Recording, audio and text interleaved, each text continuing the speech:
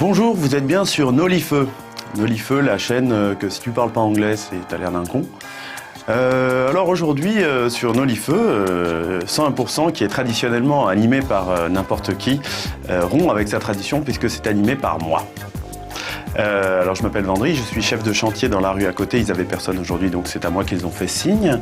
Le reste du temps je suis aussi auteur de bande dessinée, éditeur de bande dessinée, blogueur de bande dessinée et raconteur de conneries. Alors aujourd'hui, qu'avons-nous au sommaire? Nous avons une critique de jeu sur PC ou Amstrad CPC 6128.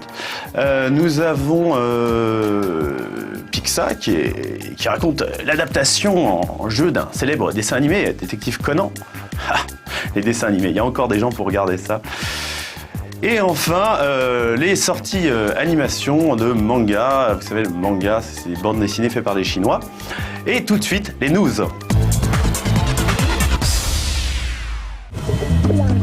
Nobilis va prochainement mettre en place une opération commerciale originale concernant 5 jeux de son catalogue, à savoir My Baby Boy, My Baby Girl, Cookie Shop, Hotel Giant et Moto Racer.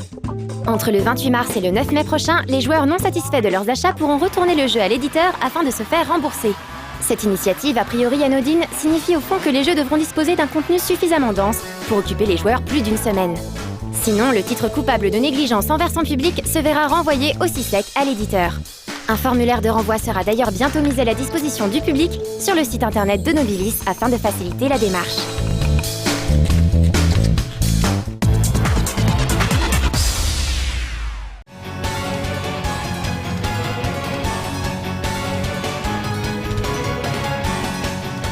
Après d'excellents épisodes sur console portable, la série des Castlevania revient sur console de salon, et plus précisément sur la Wii. Une idée qui ravira les fans sans doute. Mais s'ils s'attendent à un nouveau jeu d'aventure-exploration, ils risquent d'être bien déçus. Car oui, Castlevania Judgment est un jeu de baston. Il reprend les personnages clés de la série, Simon Belmont, Alucard, Eric Lecard, etc. C'est d'ailleurs le célèbre mangaka Obata Takeshi, qui s'est fait connaître avec des œuvres telles que Hikaru no Go ou plus récemment Death Note, qui en est le chara-designer. Une idée intéressante sur le papier mais qui ne donne pas forcément le résultat espéré. Le design des personnages est du coup trop typé et peut surprendre, mais ça c'est une question de goût. Par contre, la modélisation est très mauvaise et on se croirait sur un jeu du line-up de lancement de la PS2. Ce n'est malheureusement pas le seul point noir, le système de jeu lui aussi laisse à désirer. Pour résumer, les combattants sont dans une espèce d'arène fermée et profitent de tout clair du jeu pour se déplacer. Chaque perso possède sa propre arme qu'il peut charger pour en augmenter les dégâts. Sur le terrain, on peut obtenir les fameuses sous-armes, dagues, haches, eau bénite, etc. que les joueurs de Castlevania connaissent bien. Comme dans le jeu d'origine, un nombre de cœurs est nécessaire pour les lancer, et ils s'obtiennent en cassant les luminaires. On peut également remarquer une jauge en bas de l'écran, qui une fois remplie permet de lancer un super coup dévastateur.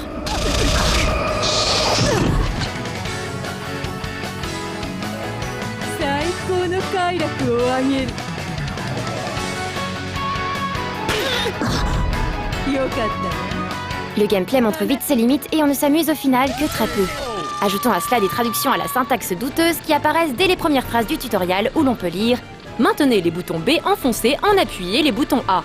Qu'il n'y ait pas de S à bouton passe encore, mais le « en appuyé », on ne comprend pas trop de quoi il s'agit. Peut-être est-ce le nom d'une nouvelle technique, le « en appuyé ». Heureusement, les grands thèmes musicaux de la saga n'ont pas subi le même traitement et font partie des meilleures réorchestrations que la série ait connues. C'est d'ailleurs dommage qu'elle finisse dans cette production plus que bancale. Et il faut bien avouer que ça ne sauvera ni ne justifiera l'achat de ce titre. Mêler Castlevania à un jeu de combat est plutôt une bonne idée, mais la réalisation globale n'est pas à la hauteur. Après avoir esquissé un sourire moqueur, le joueur fera vite la grimace en repensant aux 30 € fraîchement dépensés. En tout cas, on espère que ce Castlevania Judgment soit le dernier.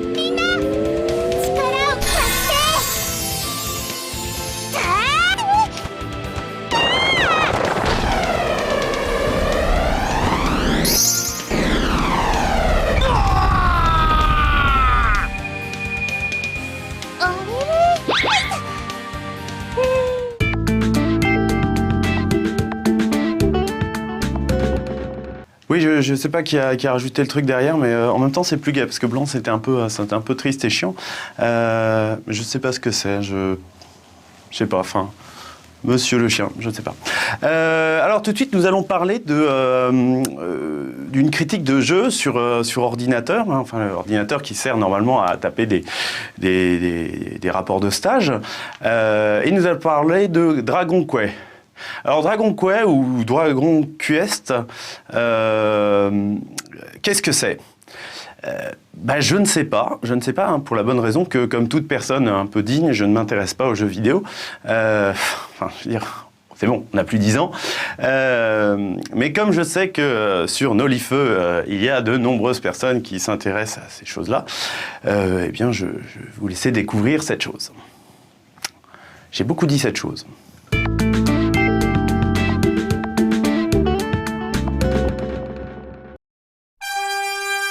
Dragon Quest est un jeu de légende, et c'est toujours une joie d'accueillir un nouvel épisode de la série dans nos contrées. 6 mois à peine après la sortie de Dragon Quest IV, l'épopée des élus, débarque chez nous le 5e épisode sous-titré « La fiancée céleste ». Après plus de 20 ans d'absence, les épisodes s'enchaînent de manière quasi industrielle depuis la sortie de Dragon Quest VIII sur PS2 en 2006. À peine a-t-on eu le temps d'enfiler son armure zénithienne qu'il faut déjà partir pour une nouvelle quête, celle de la fiancée céleste. Dragon Quest V est le second volet de la trilogie zénithienne. C'est aussi le premier à avoir vu le jour sur Super Famicom. Les 6 premiers épisodes se regroupaient en 2 trilogies. Du premier au 3e, il s'agissait de la trilogie Roto, alors que du 4e au 6e, on parle de trilogie zénithienne.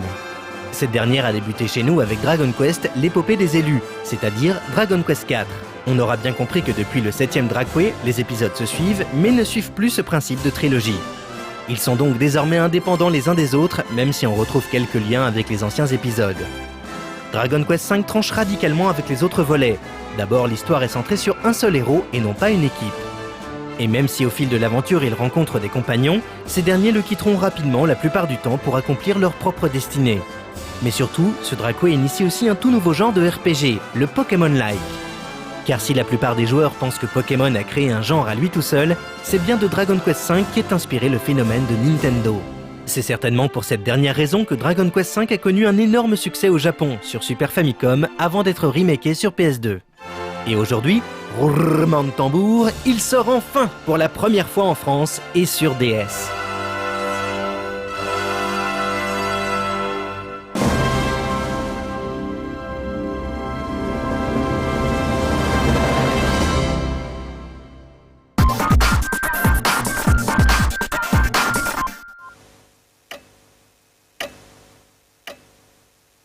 Il est toujours délicat de parler de l'histoire d'un RPG sans avoir à délivrer des moments clés du scénario. Ce qu'il faut savoir ici, c'est que ce Dragquest ne raconte pas une histoire, mais l'histoire d'un personnage. Tout commence à sa naissance, enfin du moins ce qui semble être sa naissance. La première scène décrit un accouchement dans le château d'un royaume prospère. Petros, le jeune père, fier comme un artaban, porte à bout de bras son fils. S'ensuit un noir, un flou, un trou de plusieurs années.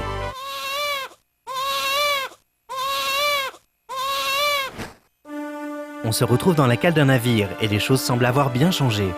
Le nourrisson a grandi et est devenu un vrai petit homme. Le père, lui, a troqué son apparat de roi pour celui de guerrier itinérant. Tout cela n'aura-t-il été qu'un rêve, une chimère ? En tout cas, une chose est bien sûre, c'est que Petros est bien déterminé à suivre sa quête en compagnie de son jeune fils. Quant à l'objet de cette quête, l'histoire le dévoilera.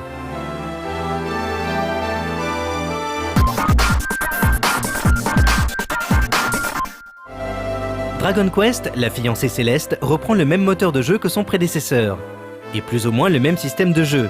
Rien de bien nouveau pour les connaisseurs. Il faut aller de ville en ville, affronter des monstres qui apparaissent aléatoirement sur la carte, explorer des cavernes à la recherche de nouveaux objets, trésors, etc. Enfin bon, toutes les petites choses qui nous font aimer le RPG.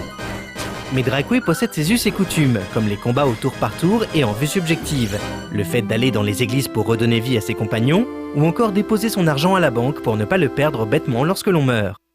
Mais heureusement, il y a aussi des nouveautés, la principale étant l'implication du héros dans l'histoire. Non pas que dans les autres épisodes il soit en retrait ou quoi que ce soit, c'est juste qu'ici on va suivre la vie du personnage principal de sa naissance jusqu'à l'accomplissement de sa quête, ce qui prendra 3 générations. On pourra donc se marier dans Dragon Quest V. Il sera même possible de choisir entre 3 promises, chacune ayant des aptitudes différentes. L'une favorisera la magie, l'autre la force pure, etc. Ce choix détermine aussi le statut des futurs enfants, qui auront les mêmes gènes que leur mère et donc certaines dispositions pour le combat. De plus, ce choix affectera légèrement le scénario et permet aux joueurs de choisir entre 3 destinées. Le replay value s'en trouve donc renforcé. Il est également possible de parler à ses compagnons de route pour connaître leur état d'esprit, mais aussi afin d'obtenir de précieux indices sur la marche à suivre. Mais la plus grosse nouveauté reste sans conteste la capture des monstres. Si le joueur peut compter sur la force et la fidélité de son Smilodon, il peut également recruter de nouveaux monstres. À la fin d'un combat, il peut arriver qu'un monstre se relève et regarde l'équipe avec admiration au point de vouloir faire partie du convoi. Au joueur d'accepter ou non la créature dans son équipe, chaque monstre récupéré commence au niveau 1. Une nouvelle bestiole est forcément de faible constitution et elle n'en fait qu'à sa tête et n'obéit pas. En effet, c'est à partir du niveau 20 de sagesse que la créature devient docile. Il faut donc attendre qu'elle s'assagisse et la laisser gagner des niveaux dans le chariot. Le fameux chariot qu'on se trimballe depuis l'épopée des élus, qui permet à ceux qui sont dedans de gagner des points d'expérience même s'ils ne participent pas au combat. Un monstre capturé peut être considéré comme un compagnon normal. On peut lui donner des ordres, mais surtout l'équiper en armes, boucliers, etc. Par contre, le chariot ne peut pas accueillir beaucoup de monstres. Le reliquat doit être envoyé au dresseur de monstres. Dans son antre, on peut récupérer des monstres ou voir des infos sur ces derniers. Il est également possible de les échanger ou encore les laisser s'échapper, bref, un Pokémon Center avant l'heure. Il existe d'autres nouveautés un peu plus étonnantes, comme des mini-jeux jouables au stylet. C'est aussi ici qu'apparaît le TNT, un tout nouveau jeu dans le jeu. C'est une sorte de jeu de loi géant où chaque case correspond à un bonus-malus. Heureusement, une bonne récompense attend le vaillant qui en arrivera à bout. Une sorte de Itadaki Street simplifiée en quelque sorte. Itadaki Street est un spin-off de Dracway qui se joue un peu comme le Monopoly. Les quêtes annexes sont toujours de la partie, comme la recherche de mini-médailles ou la galerie Cabrac. Cette dernière est en fait une sorte de musée que le joueur devra alimenter en œuvre en jouant les archéologues. À la manière du village des pionniers de Dragon Quest IV, la galerie Cabrac permet à plusieurs joueurs de s'échanger des trésors et de les exposer dans leur propre musée. Une petite spécificité online assez agréable.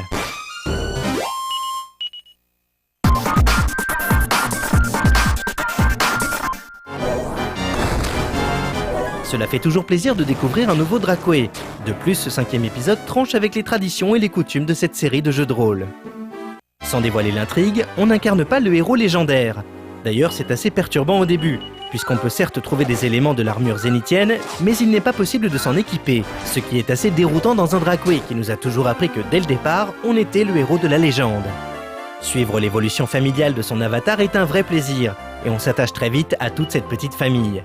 Par contre, même si on est accompagné par ses monstres ou encore sa propre famille, ce Dragon Quest donne une impression de solitude.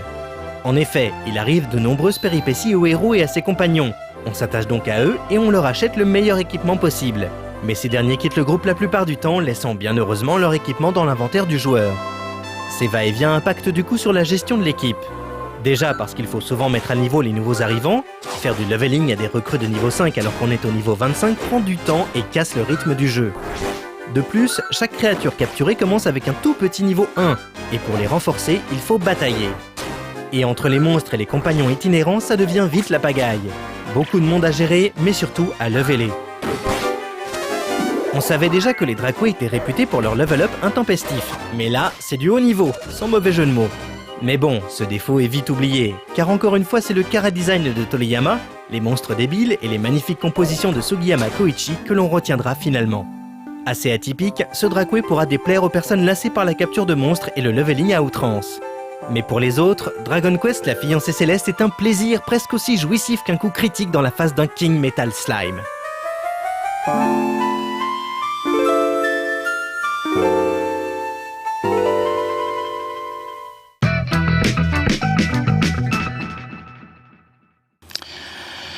Oui, je m'y retrouve pas. C'est peut-être parce que je tiens le truc à l'envers.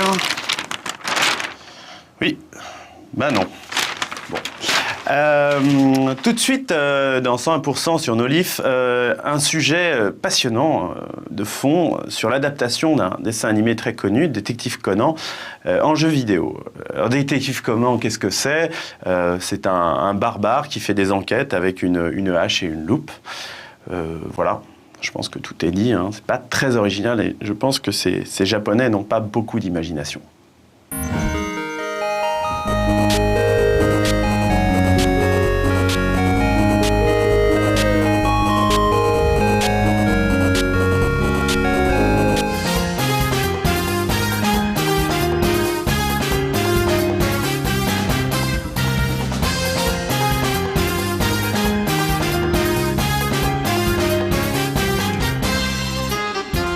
Au Japon, Metentai Conan est une véritable institution. Publié depuis 1994, le manga de Aoyama Gosho a atteint 63 tomes fin 2008. L'anime, lui, dépasse aujourd'hui allègrement les 500 épisodes sans compter les films, OAV et autres TV spéciaux. En France, l'ampleur du phénomène est bien évidemment plus limitée, malgré l'apparition du manga et la diffusion de l'anime depuis de nombreuses années maintenant. D'ailleurs, Détective Conan Enquête à Mirapolis, qui est sorti il y a quelques jours sur Wii, est le premier jeu tiré de la licence à parvenir en France. Pourtant, les Japonais ont déjà pu participer à de nombreuses enquêtes aux côtés d'Edogawa Conan sur Game Boy Advance, PlayStation 1 et 2 ou encore Nintendo DS. On peut donc saluer l'initiative de Nobilis qui tente un pari osé en sortant ce jeu destiné clairement aux fans de la série.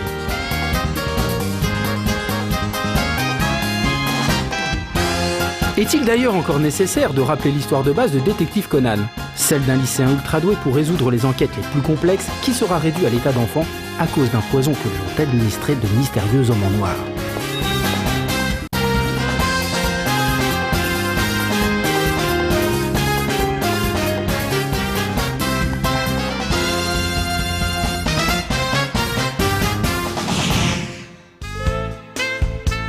Plutôt que de proposer un scénario adapté d'un quelconque épisode, le jeu de Marvelous Entertainment dispose d'une histoire complètement inédite. Alors qu'ils assistent tranquillement à l'inauguration du parc d'attractions de Mirapolis, Conan, Kogoro Mori, Ran, Ai et toute la bande des détectives juniors se retrouvent coincés sur place à cause d'une série de meurtres. Il n'en fallait pas plus pour que Conan entre en scène afin de démasquer le coupable.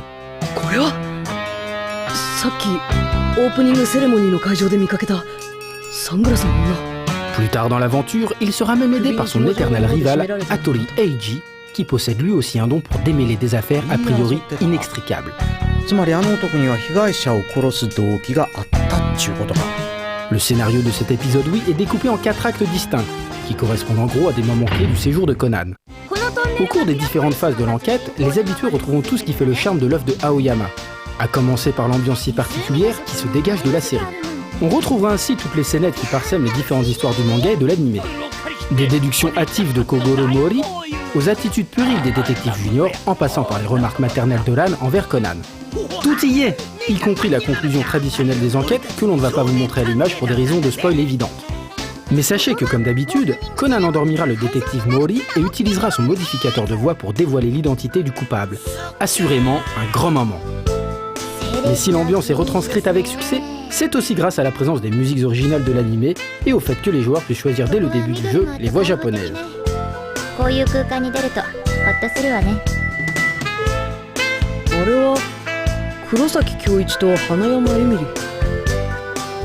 Quel bonheur pour les amateurs de la série animée de pouvoir mener son enquête avec en fond sonore son thème principal.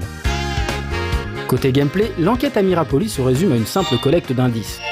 Pour les réunir, il faudra interroger les différents protagonistes de l'histoire ou encore analyser la scène de crime et en particulier les objets appartenant à la victime.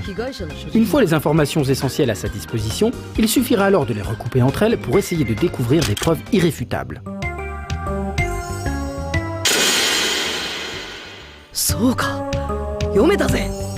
Encore une fois, le principe du jeu ressemble grandement à celui de la série. Là où ça se gâte quelque peu, c'est au niveau du rythme saccadé de l'aventure, lié à la redondance des actions à effectuer. Collecter les indices relève du véritable parcours du combattant. Trop souvent, il faudra parcourir plusieurs endroits en différents lieux afin d'interroger tout le monde, comme un bâtiment à 11 étages. C'est fastidieux et franchement ennuyeux la plupart du temps. Et ce ne sont pas les mini-jeux comme ceux disponibles dans la salle d'arcade qui changeront la donne. Quoique, pouvoir jouer avec Kamen Yaiba face à un monstre champignon au design délirant, c'est une réelle bouffée d'air frais.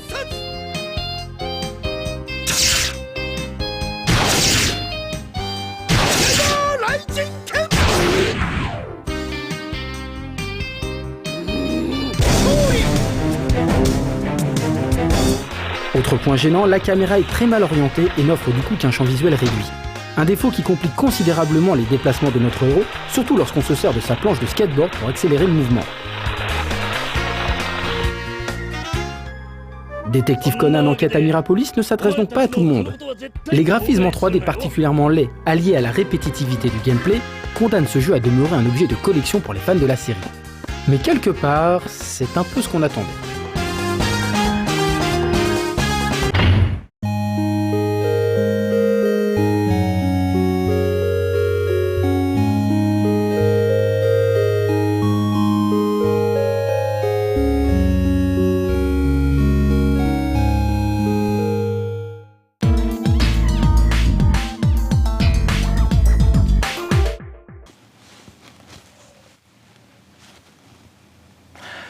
Vous ai-je parlé de ma passion pour l'Allemagne? L'Allemagne, quel beau pays. Quelle langue chantante, radieuse, n'est-ce pas? Ah, warum bin ich dort? Ich habe noch einen Koffer in Berlin, der bleibt dort und das hat seinen Sinn. J'aime l'Allemagne. Ces gens-là ont fait de grandes choses. Je pense bien sûr aux opéras, hein, évidemment, Nina Hagen, Nena, Non Fischluftballon.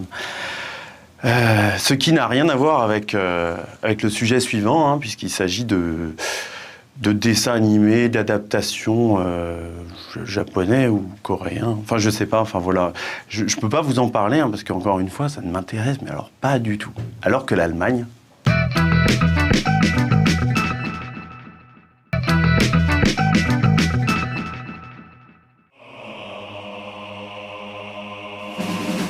Moonlight Mile est une petite série sortie discrètement l'an dernier chez Oui Anime.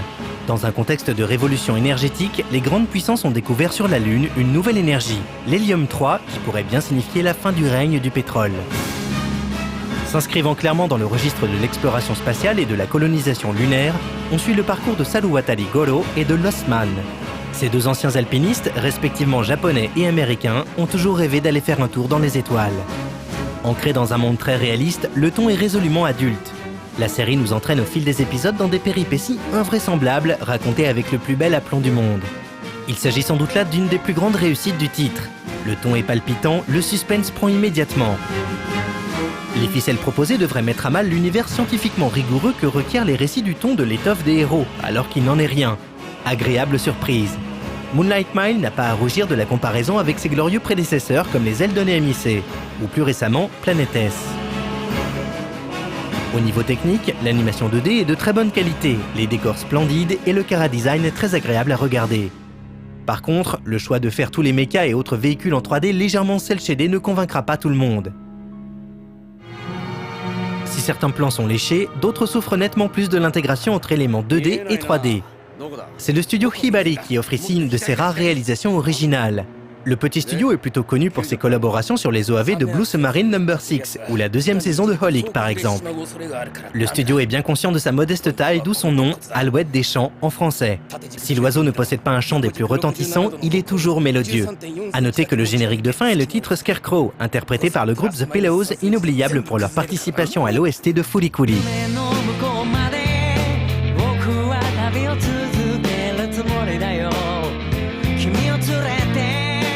La série est également proposée en VF, réalisée au studio de Saint-Maur.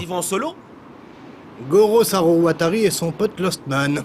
L'interprétation convient tout à fait pour les voix principales. Par exemple, Patrick Newry, qui a déjà prêté sa voix à George Clooney dans la série Urgence, est convaincant en Lost Man. Par contre, les voix secondaires font preuve d'un peu plus de relâchement. Et comme bien souvent, tous ont plus d'aisance avec les noms ou mots anglais que les noms japonais. On peut relever aussi que la VF choisit de traduire le plus souvent les nombreux anglicismes qui émaillent des dialogues, alors que les sous-titres, eux, préfèrent garder ces termes en anglais. Le temps se gâte, le soleil est complet. Le 25 mars, l'éditeur réédite l'intégralité de la première saison de cette série, soit 13 épisodes. Une bonne occasion de redécouvrir ce challenger fort sympathique.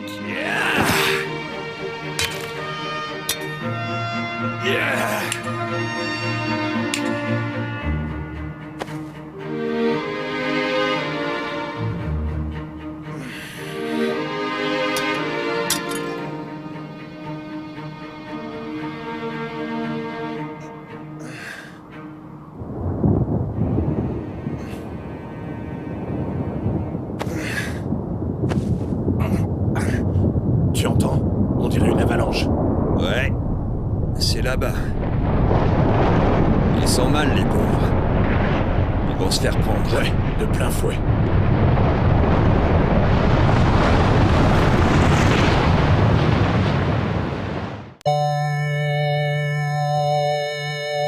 Mais non, mais j'ai pas envie de partir, là. Enfin, j'arrive juste, le chantier commence, enfin, je peux partir comme ça, quoi. Au revoir. Non, c'est pas bien, ça. Ah, au revoir.